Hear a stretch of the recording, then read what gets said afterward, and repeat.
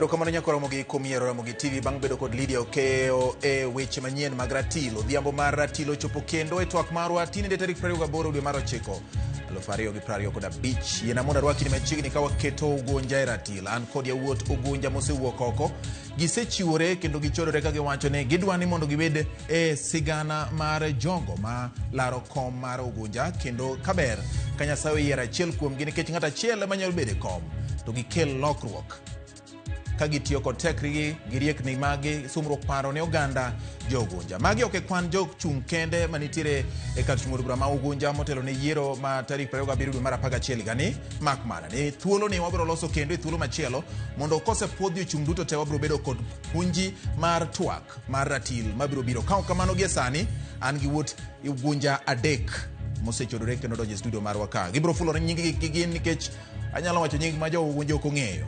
Oro ng'ato bro fulo nyinge machiegni ahinya chako kaluwore kod kaka gipangore no ka gipangore kuwuok okay inyisa ni chak gi ng'ama tin ka ji idho kamano Fred machiegni mokwongo adwa duoko no Ramogi TV erokamano ahinya kuom miwa thuolo ni mondo walos kod jo Ugunja.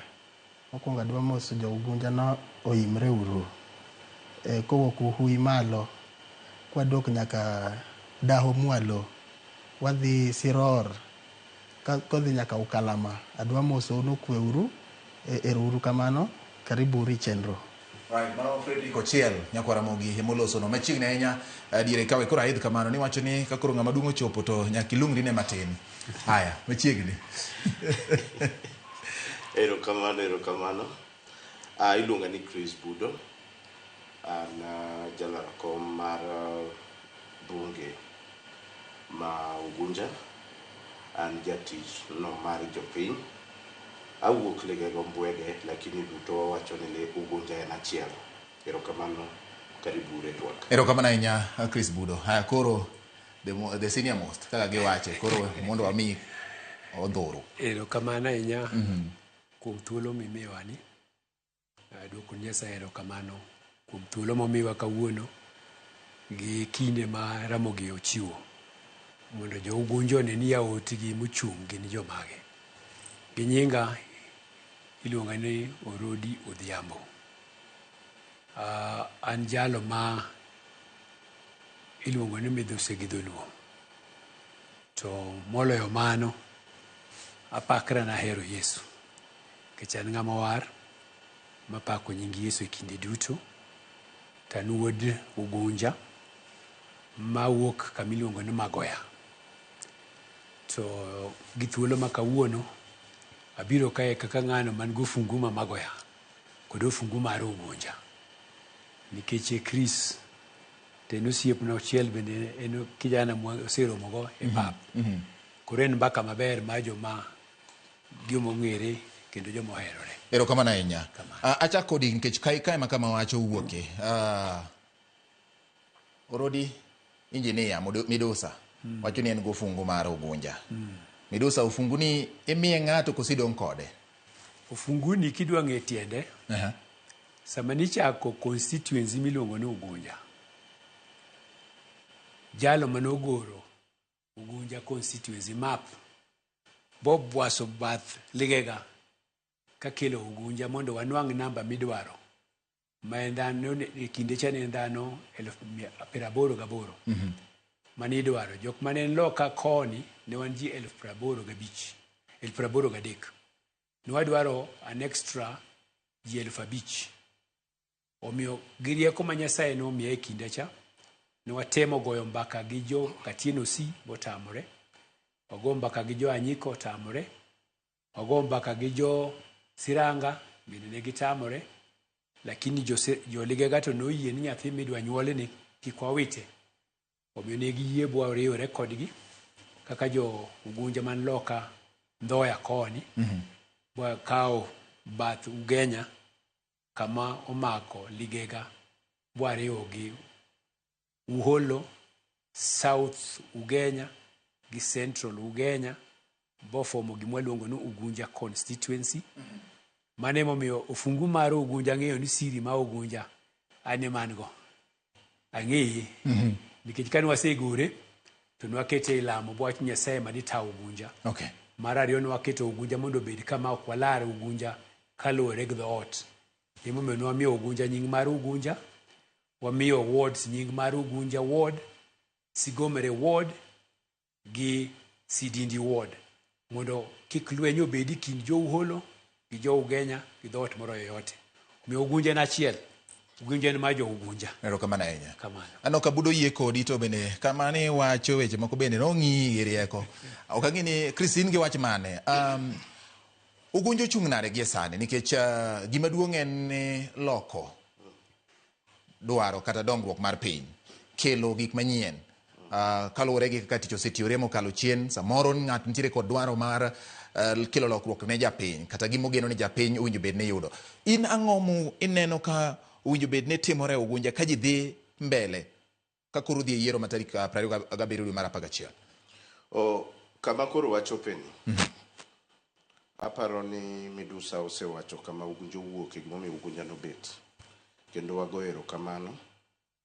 Lakini koro kama wachopeni, wadwa ni mondo wang'i kaka wanyalo loso Ugunja mondo jopiny oyud resruok. Higni 13 mokalo nyocha ok wadhi maber. Sani wadwaro ni Ugunja mondo ni namba 1 kaka nyalo yudo chiemo, kaka nyalo golo dhier, kaka wanyalo bet, wanyalo dhi osiptal, kaka nyithindo nyalo dhi e skul, to moloyo mogik kaka ojande nyalo yudo tich gi tiegruok gi yore mag ohala koriwore gi joma mine. Kanye ma koro wadwa ni mondo wang'i, nikech kama wawuoke nyocha wabete sana gima waluongo ni hardware development. Amor kan gi my senior miluongo ni Engineer Orodi, together wasebet ka watemo ka wago mbaka waneno yore manyakelo pesa e mfuko mar ji kod chiemo e mesa. To seche ma watimo mano to Ugunja bobet makare. Koro kanye joma wadwa dhiye en ni mondo tok yiero ni kadhi mbele, wahakikisha ni jo-Ugunja nyalo yudo chiemo, to nyalo golo dhier, to nyalo yudo chieth makare, to nyithindo nyalo dhi e sikul maonge achiedh nade, nikech nyithindo iriembo to ok yud basari kaka dwarore. Basari chiwo e yo mar akwede. Ojende be koro waketho nikech watiyo gojende e yore mag anjao, to walos yore gimiluongo ni sustainable youth actions. We are misusing the youth for violence and we give them drugs. Gima ino kinya miyo nyathini. Koro mage yore ma wadwa ni mondo wang'i. Erokamano. Aneno ka Dr. Engineer Orodi duong'o wiye kata yie gi wach moro kanyo ni usebedo kuloso mondo orie weche. Nang'o uchung' ka ularoru ka usebedo kuloso? Ko winjo bed ni ng'at achiel ema ing'iyo tiwacho ni mondo ma otimre. Nang'o uchako chalo joma dwa pogore ka upori usebedo kuloso gi dwaro achiel? Ng'en paro, nitie kama paro riwore. Omiyo pacha gi pach Chris wasebedo kwago kode mbaka e kinde manyocha wawacho wach mar pidho avocado. Nikech Chris en jakom mar riwruok mar jogo mapidho avocado e Siaya. Omiyo en jakoma ka koro chopo ka avocado. To an member mare mar committee. Omiyo sama wago mbaka kowacho ni to dwa loso Ugunja nadi mondo Ugunja obed gi yuto. To achiel kuom gigo manwa yango nene en avocado. Koro kochopo kama koro idwaro kom. Yes. To koro sembe pimo gimoro. Kiwinjo koluonga ni senior. To oluonga ni senior nikech ong'e kama antie. Tabe ang'e kama ochung'ie. To nitie kaka wadwa ni mondo walos Ugunja. To Ugunja osebedo ka ni lwedo ma ok ber. To e kinde manyoro pod watemo rango kaka wadhi mbele. Nyoro ji duto laro nyako moro ma en Matunda. To ji nyoro paro ni kanye ma telo dhi wuokie. Omiyo wan to nyoro waseng'eyo kama telo dhi wuokie, ni telo kudhi wuokie ang'o? Yolemo. Koro sama nyoro pod wago mbaka, nyoro pok wago mbaka mar ni ng'ano mohingo nyawadgi. Okay. Mano nyoro pok wachope. Lakini wang'ere kaka wantie ka. Ni sembe mane, to ng'ano man gutung' ma jowi. Manyalo tuongo piny, bu piny yawre, piny ti maber. Mano be wang'eyo. Udhi wache mana ka, kaka twak medo dhi nyime. Frederick, iwinjo kaka Chris Budo loso kaachiel kod engineer Orodi bende loso. In ang'o ma ineno Ugunja ka koro ji dhi mbele?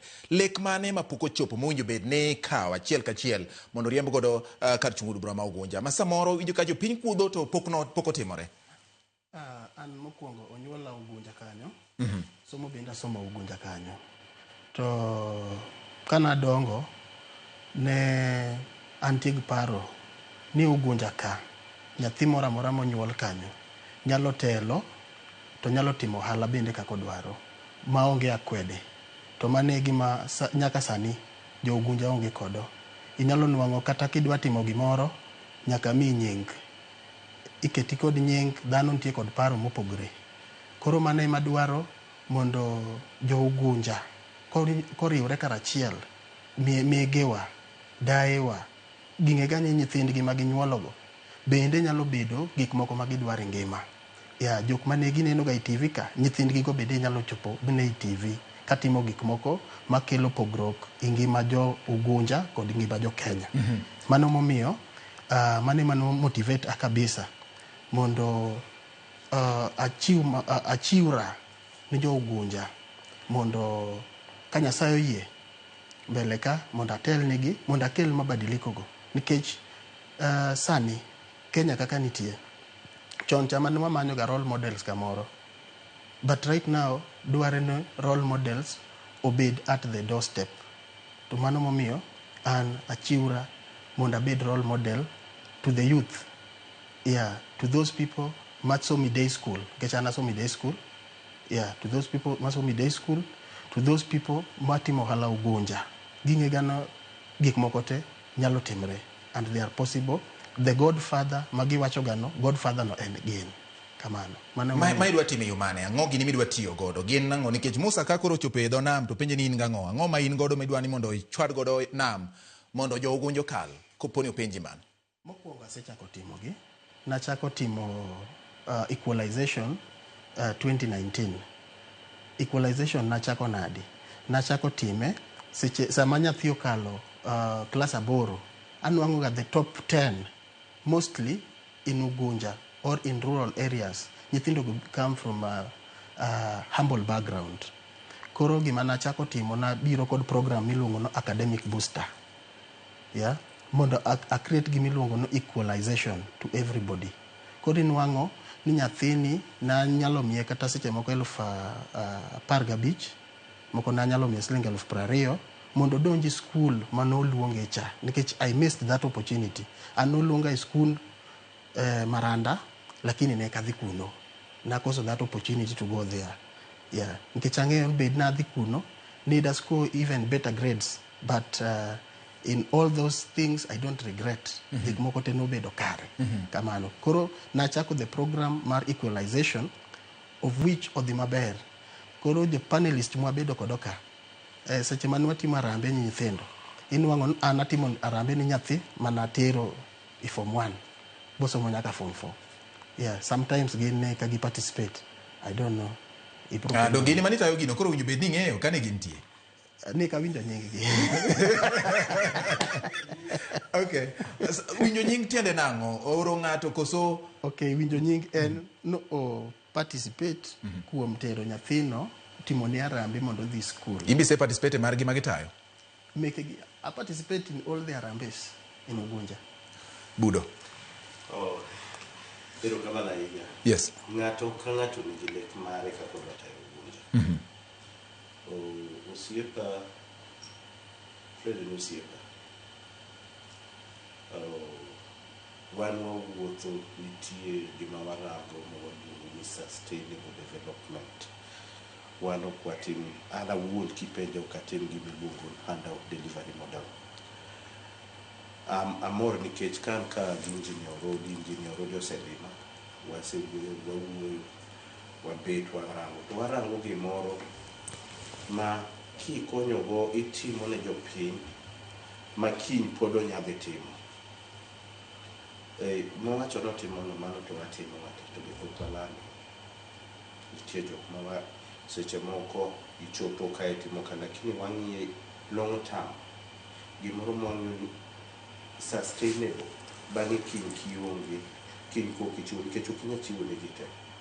Mane momineno ka wan my approach en gima waluongo ni right based approach to development manitie gi elements ang'wen ma participation, empowerment, non-discrimination and sustainability. Neno ka sustainability mobiro mogik.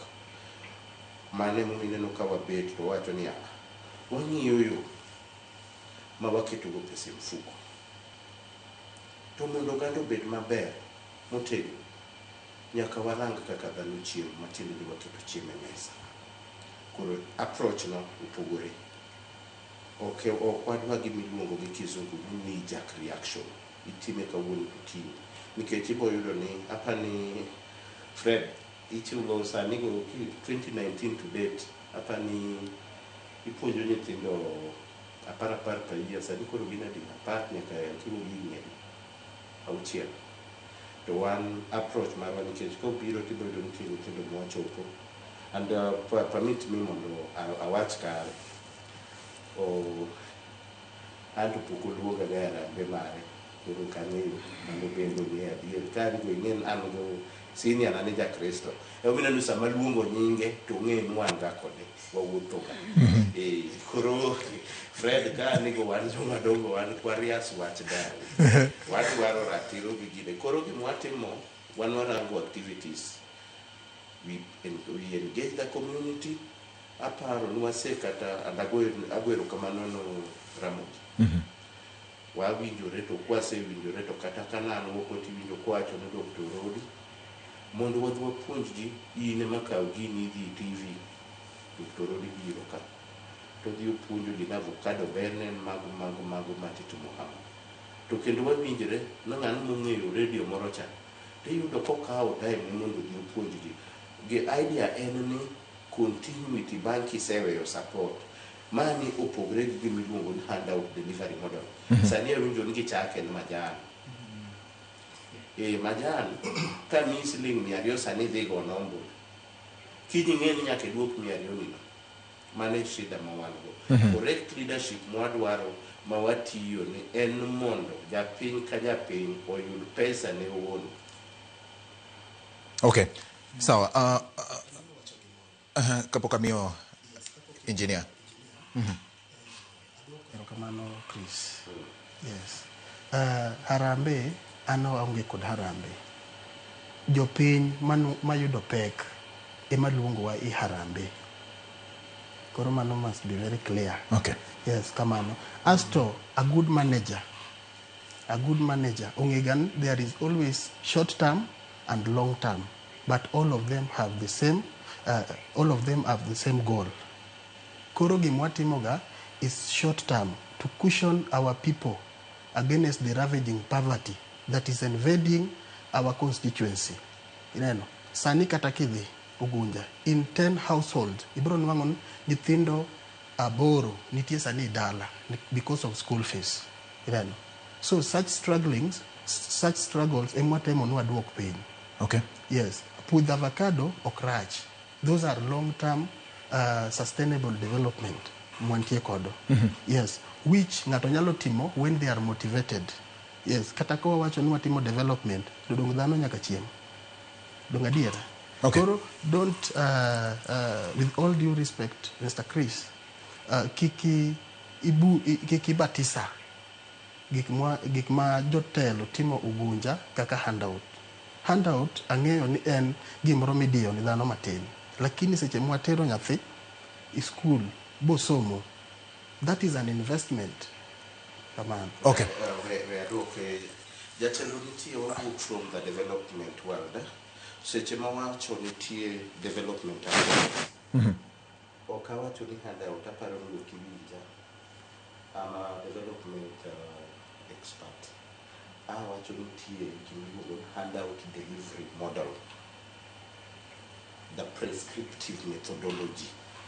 Lakini kizungu no ni malo Chris. En niya ni seche mabiro maneno ka en gi chandruok to ok abia confirm ni to ichopo nade. An ka ni achalo daktari makoneni to biro wacho ni in gi malaria muony yath makama, but gima watimo en warango ni ang'o mokelo shida, tang'o minyatimo, tang'o ma in go, to kanye midwaro konyo to wadhi mbele. Koro wach miwacho ni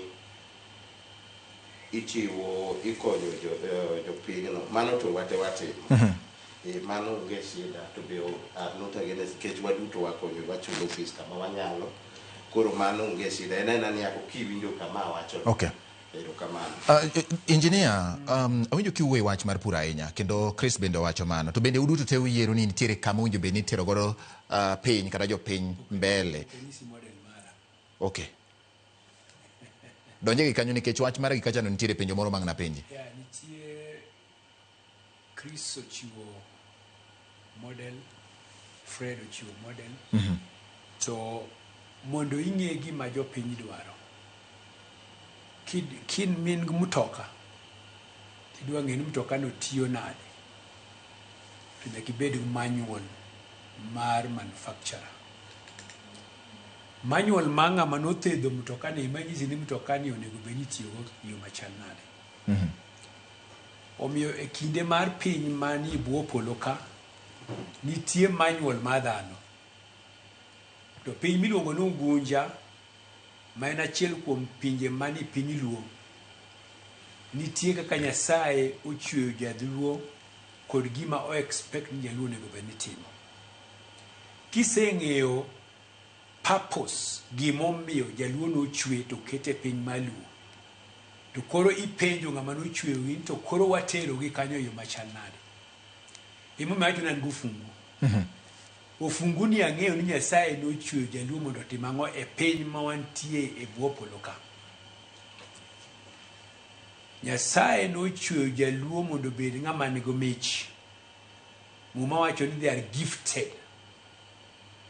To mich no ema onego bed ni wakelo ni Nyasaye yore mopogore. Achiel kuom yorego en ni jaluo onego bed ng'ano ma jachiwo. Ma Fred wuoye wach mar Arambe mano en chiwo. Mano en koth jaluo. Mar ariyo, jaluo onego bed ng'ano matiyo gi rieko mondo los piny. Rieko mar loso piny en rieko mar lwedo. Emomiyo wacho ni joluo gin joma skilled.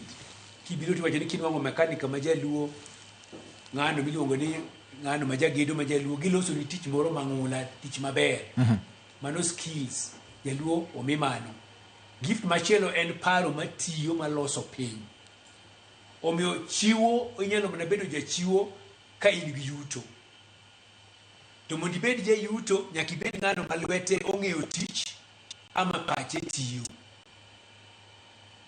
Omiyo ok abibiro na wacho ni Arambe iluongo ni en short term kaka wacho. Mar ariyo, Arambe en gimitimo at the level mar social entry. Gimitimo mondo konyo oganda e yo mayot, mapiyo. Lakini ok obi konyo oganda e yo ma idwaro mondo chopgo dwaro ma Nyasaye noketego. Nikech ang'eyo dwaro ma Nyasaye kuom joluo. Ang'eyo nyaka kuonde ma Nyasaye oketo joluo mondo nwang'o mwandu. Nikech mwandu ema miyi bedo jachiwo. Gin kuond mage? Mokwongo en rieko mang'eyo ni piny tiyo nade. Rieko ming'eyogo kaka piny tiyo, Nyasaye omiwa pi, Nyasaye omiwa lowo, Nyasaye omiwa muya. Kisomo Muma wacho ni jaluo okete piny ma aore opogo. Mano tiende ni piny mwadake nitie aore, mar ariyo nitie lowo. Kitiyo gariyogo, mani itimo gimokwongo monego bed ni miyi yuto ma pesa madonjo ofuko gi chiemo michamo ma Kristo wacho. To kichopo e level machielo, to koro idonjo gi gimiluongo ni manufacturing go processing. Mondo ilok gik misepidho e puodho mondo olokre gik mabeyo, mondo kelni yuto maber, mondo iwuog gi tich ma muharo mar puro chandri, idonji tich level machielo kama golo pesa. Mang'eyo maber ni e Kenya kae, kuom jogo mosechiwo rieko manyiso kaka Kenya onego bed a middle income country, ani achiel kuomgi.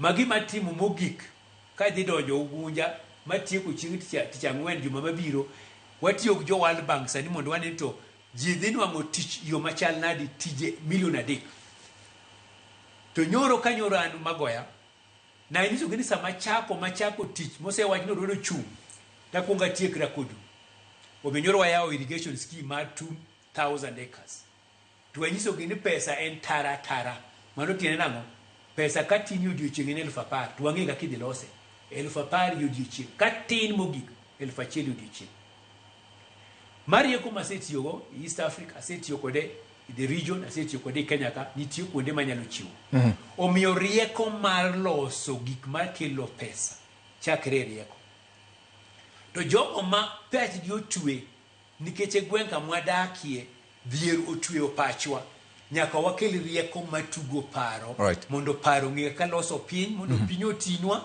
pi otinwa wabed gino mokwongo mwarwako yang'o processing mondo processing ogol gik makelo pesa maber mondo joti processing factories to watiyo gik miluongo ni service industry gin gik moko kaka pesa ohala mar bank joluo onge go bank ng'ama ne nigi bank mokwongo ma luo en mosenindo Dalmas Otieno wago mos ni jothurgi kod jo korgi kuom wito wuodwa mariek Dalmas Otieno jaluo kende mane osebedo go bank e piny maluo omiyo nyaka wabed gi service sector mar bank mwasechako ok wabi wuoyo kaka wasechake to nitie wan kod service sector mar kelo puonj ma udwa timo Ugunja koso itimo oko mar Ugunja kopogore gi kosechake nyalo bedo ni en Kisumu en kamachielo ma udwa timo yo machalo nade kitimo gimiluongo ni banking yes banking ni different levels the lowest level mar banking en table banking second level mar banking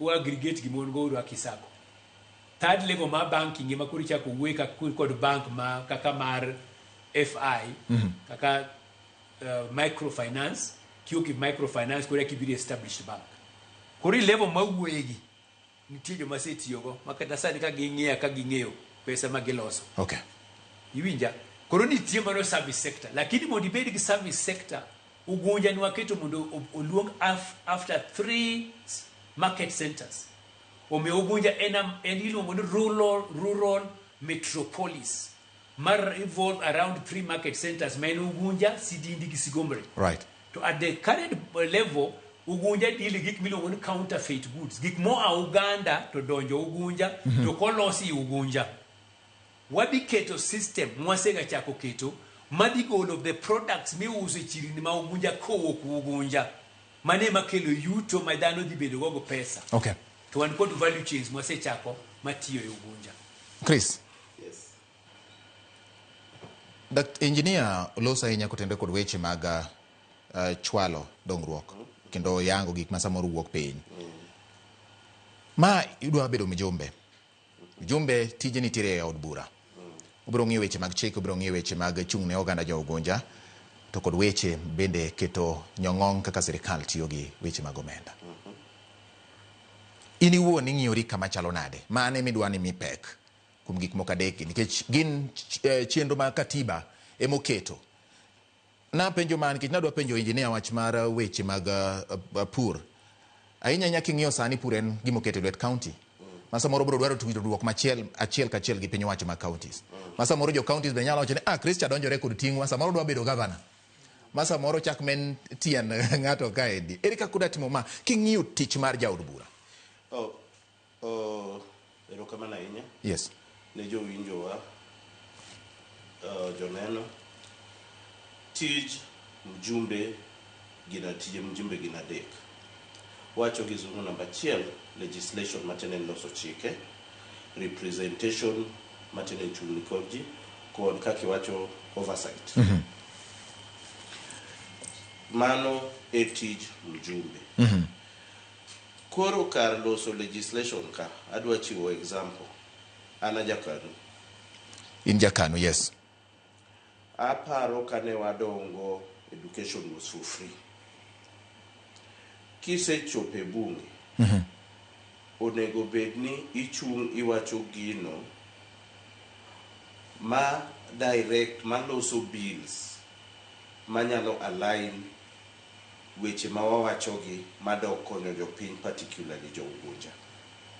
Adwa gi chiwo example kaka namba achiel en yo mar education. Tija mokwongo kadonjo e bunge is to work with my colleagues mondo wadhir chik, olos chik mondo somo bed nono. Nikech sani jopiny chandore. Iwinjo ka osiepa Fred owacho ni e Ugunja kidonjo e dala ka dala iyudo ka nyithindo 8 ni e dala, ok ni e skul. Moko dhi mana e day school to siling 5,000 no en shida. Koro e wiye ka nitie basari moro ni e lwet MCA, moro nitie e lwet mjumbe, moro ni e lwet county, moro ni kidhi yudo ni nitie e lwet women rep, ae moro be ni scholarship. Ndalo mane wadhi e sikul ne nitie, wane wadhi e sikul tini wakalam gi buge, fountain pen gi ink ema ninyiewo. Pesa gi ka wadhi e bunge to wakalo chik, wawinjore to walobi to wakalo chik to wacho pesa gi oketgi kamoro achiel to sirikal ochulgi te dichiel. Kosechulgi dichiel, koro nyathi en tije wuok dhi e sikul. Mano en achiel kuom bills. Namba 2, representation. An kanye maparo ni senior Nauru di wuoye. Ka watiyo kod jok mwaluongo ni duty bearers gi stakeholders mondo giket omenda moromo manyalo konyowa bet gi pur. Ing'e ni seche misebet gi title ma mjumbe, inyaduong' ofis moro amora mirang mimany pesa midwaro mondo itigo. Representation does not mean ni kodi dhi bet e bunge ni bet oyo tigi title no mondo ilobi ne jopiny. To wan gi idea. Number 1, kako wacho, watiyo kod gigo nikech kaka Ugunja buduoki chien Ugunja. Ugunja ok inyal kalo kilomita 5 kokiyudo pi aora ma permanent. To en wich kuot ahinya ni tich ariyo kidhi Ugunja kata tich abich to most gik moko mawuok oko, gik miuso Ugunja wuok oko. Koro ka wanyalo timo kamano, awuok e project development world, wandiko proposal, to kosebiro to wawacho namba 1 watiyo production. An gi ideas ariyo. Wawacho ni kata wa promote production of dairy cows, dairy animals magolo chak. Dala ka dala golo lita 25. To wadhi to wagedo aggregation center. To watimo packaging. To kwasetimo packaging matiende ni value addition, tidhi use oko. To dala ka dala dhi yudo pesa. Pesa no kodonjo kanyo, jogo pesa no dhi luorore economy, iluongo ni multiplier effect. Mano itiyo gi representation portfolio mari maber. Ng'eni seche ma kambi no bet kanyo, dongo ndiko ji. Then, nitie oversight. Yes. Oversight tiende ni irango ni gik mochiwgo be gitiyo ne jopiny kaka nyalore. Nikech sani mibadhi nitie to ji oluoro wacho. Example, kisomo Ugunja Auditor General's report ma CDF, mibadhi utimo kachien. Lakini ikuongi ng'iye gi kanyo, kisetime kanyo to kori nyadhi malo. Kineno ka sirikal dhi marach tikwero. Sani gima shida ma wan go en ni ji oluor. Ok wadwa neno gino marach. Waneno gino marach to kwawachi. Tich mari en rango ni yore dhi maber. Aparo ni waduto wasomo gazet waneno gik madhi mbele. Right. En gima ber ahinya. Erokamano Fred. Nitiere tije moket ne counties. Tawacho ni tije adek mar jaod bura. Gin mage ma ineno kuwinjo bed ni miyo pek ahinya. Budo uloso kendo wacho weche mag chung' oganda kata chiwruok mar chung' oganda miluongo ni representation. To wacho ni kae modwa ni mondo ong'e kaka inyalo kel kata mana kembe. Samoro manyalo go ngana kata nyalo gore gi tich ma samoro county bende timo. Ma samoro ginyalo, kaka nawacho motelo ni samoro ginyalo ywak, ng'ur nyalo betie. Ere kaka in iwuon idwa dhi loko Ugunja ka ok imulo kata ok inyono tiend county tichikori tir gi weche mag tich to tijegi okelo lokruok gi dwoko ma jo Ugunja dwaro. Mokwongo batiero kamano. Ing'eyo ne japiny. Japiny ng'at achiel obedo represented kod dhano auchiel.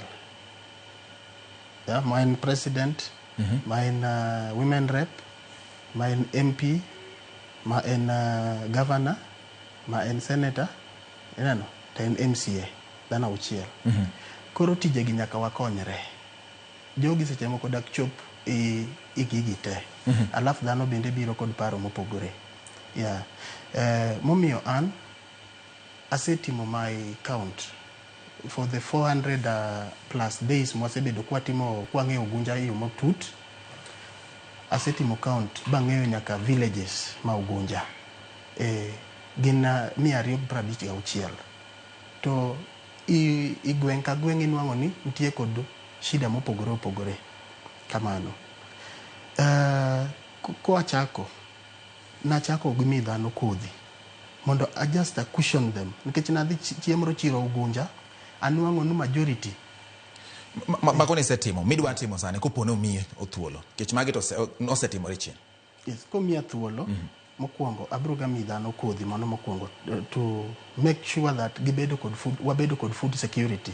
Seche ma county temo kelo mbolea anta miyo gi kodhi certified seeds mano mokwongo to cushion them so that mano mino ne representation mara to them dhibedo super nikech kila ng'ato dhibedo kod chiemo i ode. Yes. Okay. Kendo mar ariyo gima dhi timo kwang'iyo i development classes wa obedo developed in a very shambolic manner. Inwang'o ni classes igero class after 2 months class diero to lokre buru. Classes gi bende nyaka wang'iyo kiloso. Kidhi school kaka Ukalama primary school in Uholo North Sigomre inwang'o ni school no nyaka nene piny chakre oonge kod staff room. Mano nyaka wager staff room no. Idhi Maingo primary school in Sidindi Ward. School no jopuonje chandre classes bende onge. Jopuonje ndiko gi TSC ok Mjumbe. Yes, indiko gi TSC lakini development of the infrastructure. Gichandore gibedi tiend yien. Koro concentration mar gibedo piny. Okay. Kamano. All right. Kapuka mi thuolo Chris nikech thuolo ng'adore to yes. Tena gi owacho gin gik mabeyo. Yes. Lakini gigi te nyaka tim seche ma ng'ato nwang'o tiegruok. Training nyaka be ahead of them mokwongo. Koro anaketo ga kipaumbele training. Kata ka dhano nitie table banking nyaka puonjgi kaka ikano pesa ni, kaka ikungo pesa, hola gi kungo pesa nyaka watim. Koro maida timo kaka Mjumbe koso kaka mano adhi timo kaka Mjumbe kamano mondo wakon jowa opuonjre kungo. Mano is part of representation. All right. Yes. Sawa. Thuolo ng'adore engineer an kodi mane kama bire ka watieko. Engineer gimoro wach kaende gi Kristo samoro no kiduong' wi en wach mar weche mag basari kata somo manono. Wach mar basari en kata CDF en gimo sekelo ng'ura ahinya. In kidonje bunge idwa ni mondo bedi koso kiko bedi. Mano en direct question. Dwaro mara kod gima nyalo timore are two things. Monda abro duoki in the context ma gima Mjumbe timo. Number one, representation. Yes.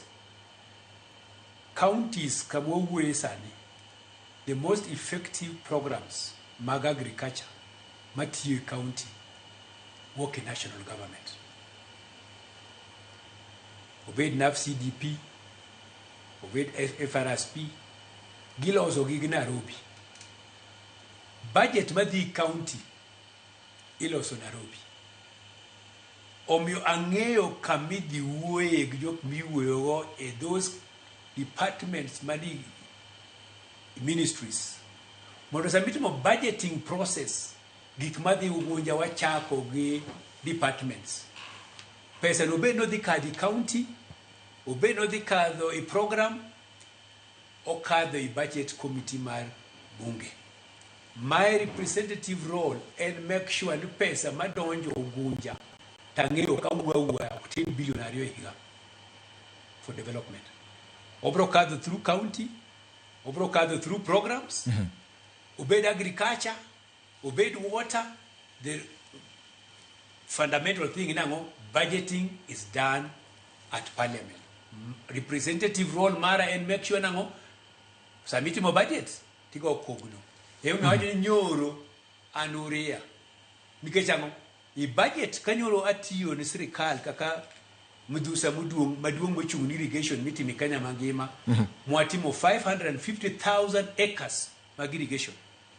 Tajo ni samo wapogo miya akogigi to mago monego ben donjo Ugunja to donjo sia beda arwako mawuoyo nyaga ge MP ma bondo pa nyisentigi mokae dwarane okay ma Ugunja waketo 2,000 acres madiwok chakre tingare kabiro nyaka magoya kada sango mano representation government assign 500 million okay omi ang'eyo tiend representation okay nukora dhitiyo tiji chiwo gik moko sama sebedo mbunge ka chiwo gik moko aketo structures okay structures go ema wadi strengthen kora amimna matini representation mara budget mwadi make sure ni development madonjo Ugunja ang'eyo 2 billion in a year minimum then give us setting before so I know it okay number 2 kawatieko kocho ka legislation yes nitie fundamental things ma adetimo madi unlock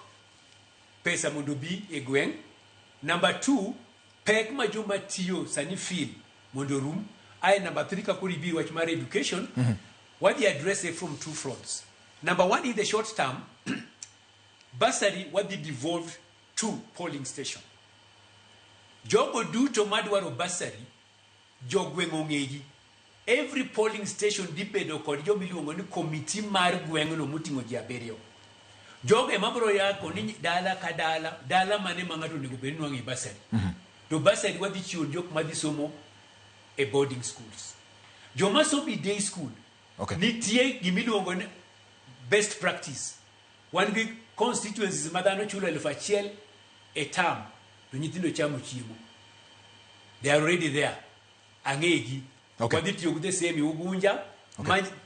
Nyithini kodhi day school ka pesi golo mang'eny en 1,000 to nyithindo chiemo school to onge gimondo pasari mama ja day school te 1,000 per term otimore Kenya ka ang'ega kitime wadhi time Ugunja okay. Nikech ang'o okwadwa gimoro ne dhano ndiko barua tibiro constituency office tai koro ng'ato nyaki negotiate go mondo akomiyango bursary jogwenge okay. madhi yiero to sami chiwe ikele igweng mogik kech mano beneno ka kwaketo full stop yes wacho mogik engineer way legislation yes anyisi about structure yeah way oversight Nyasaye kano chwe piny kamudho ne ntie gima nokelo ne ler okay leri wadhi kelo leri yo machal nadi right wadhi keto structures ma deal gang'o with corruption kise keto structure adwa miya very simple example university sani kidwa dhi nitie formula mitiyo godo nyathi donjo go university sawa nikech ang'o structure okay wano kwadhi gore gi corruption iyo madhano temo wadhi kelo ler maki kwasekete motiyo to onge thuolo mondo corruption onwang' thuolo e gik mwadhi timo twadhi time both at the local level twadhi timo time at the national level kar chakruok wach ne nitie maning'eyo wach nodoko gik duto ma waneno nobedo dhano nyaka ma waneno giteno biro kaluwore gi wach yes. mane kama otigo godo wach ma kawuono yiene yauru mondo wang'ade gi kanyo nikech mitne bende tinne mitne obiro duogo kende thuolo machielo mondo wang'iye ka koro ubedo ka kata kitime kada kitime Ugunja e jochung' duto temo biro puodhi kod IBC mondo twak odhi mbele nyakora mogi mano alidha mane en mana Katin Riza kik ubed gi wasiwasi ng'ur moro kik bedie yiena mondo walore gi kanyo mano ne ratil nyakora mogi yiero kamano kuom yiero Ramogi TV abedo ka kod Fredrick Kochiel kaachiel kod Chris Budo to kod engineer Orodi Odhiambo nyinga en George Bati watieko ratil makawuono ka waduogo chieng' machielo to wabiro ng'iyo koro jochung' duto tema Ugunja orichi masani